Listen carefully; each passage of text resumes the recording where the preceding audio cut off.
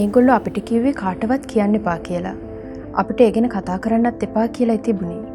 ඒකයි මේ හැමදේම රහසක් වෙලා තිබුණේ. ඒකයි මේ ගැන කවුරුත් දැනගෙන තිබුණේ නැත්තේ. අඩුම ගානේ ඒ ගැන කතා කරන්නවත්.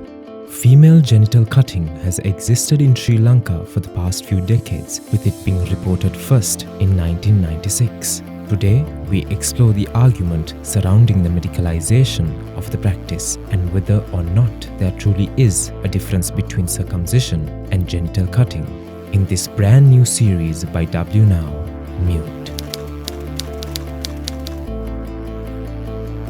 It's cultural, so it's cultural practices that came from certain African tribes, and also the Muslim society community has got on to those cultural practices.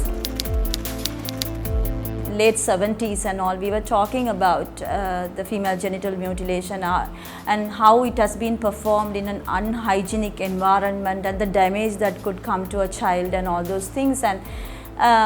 And then the Muslim community has been talking about this practice has been reducing and only few random people doing it and all. It's like cutting your tongue, that you don't taste any food that you take it. So it's very scary to realize that this has been done to you. Asif Hussain is one of those who want the procedure to be medicalized. He recently grabbed some attention with a controversial article to the media. So similarly, circumcision has been classed among the fitra duties. In fact, there is not even a scar. When they prick and draw some blood, there is not even a scar. Maybe not in the way that it happened in Africa with horrific scars. The scars could be tiny, almost unnoticeable. But in all the ways that matter, it has damaged me no less than those horrific scars one talks about in Africa.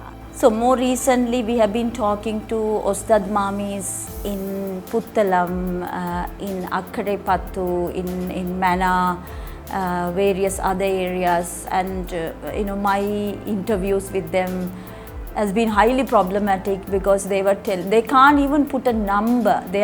Some of them are doing per day 2-3 female genital cut. She must be 70 years old. She said over 100,000. She had a knife previously when she started.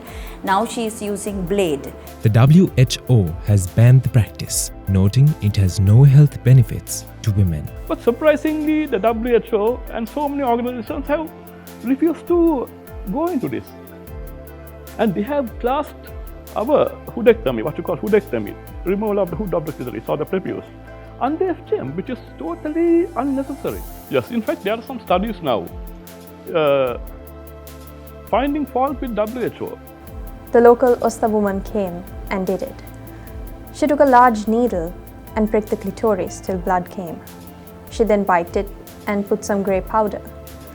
I think it was ash. She told me that the blood had to come out, or if not, the girl's clitoris will be big and she will always touch there and grow up to be a loose woman. It has to be clearly said in Quran or clearly said by Prophet Muhammad. We don't have any concrete evidence to prove that it's Islamic. And they might give it to some ostomamis, which was done early also, but not the proper procedure is not followed. There is no clinical environment. There's a potential for so much harm being done. True, there are sympathetic doctors also. They don't come out.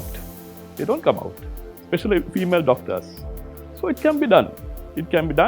And there's nothing illegal about it because the circular is with reference to the medical professionals, right? It's very clear. So the community will evolve other options. It's also in a way that if we medicalize, we are accepting cruelty. These women, they make these claims. What is the evidence? Is it just what they are saying? Why not, if they are so serious about it, why not subject them to medical examination? Initially, I wondered whether I was a mere unfortunate mistake by this doctor. I have since then come across stories of others who were cut by the same and other doctors who share similar tales. So no, I was not an unfortunate accident. The doctor and others like him or her knew exactly what they were doing and did it nonetheless. The Dal al-Ifta in Egypt, along with several other African nations, have also banned the practice. There's a strong agenda behind this. The WHO has classified this as under FGM. And I feel there's also some Zionist influence also. The Egyptian government is not a very, I would say, it's not a people-friendly government. Personally, I find the very idea of parents allowing strangers access to their daughter's private parts and letting them alter her genitals an extremely discomforting thought. Female circumcision is a very minor procedure that will take only maybe a few minutes and not much pain. I'm telling you, it's a very simple procedure, nothing compared to male circumcision. Male circumcision is much more painful and also it's lasting. So why hasn't the Western media focused on that? Why pick on female circumcision? Is it because we are Muslims and those who practice male circumcision are Jews?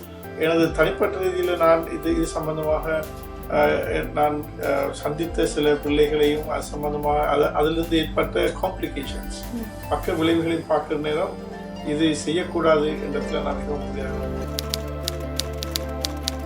It's also about the way that we have been brought up in a very cultural manner, the patriarchal cultural manner, that women don't talk about their body. Many of the fathers I have spoken to didn't even know that this has been done to their female children. මම ඇත්තටම හිතන්නේ ලිංගිකත්වයෙන් ඈත් කරලා තියෙන තමයි යාලා මේ වගේ දේවල් ගෑන් ළමයින්ට කරන්නේ. ගෙදරින් පිටමං කරනකම් ගෑන් ළමයා පිරිසිදු වගේම අහිංසක විදිහට තියාගන්න.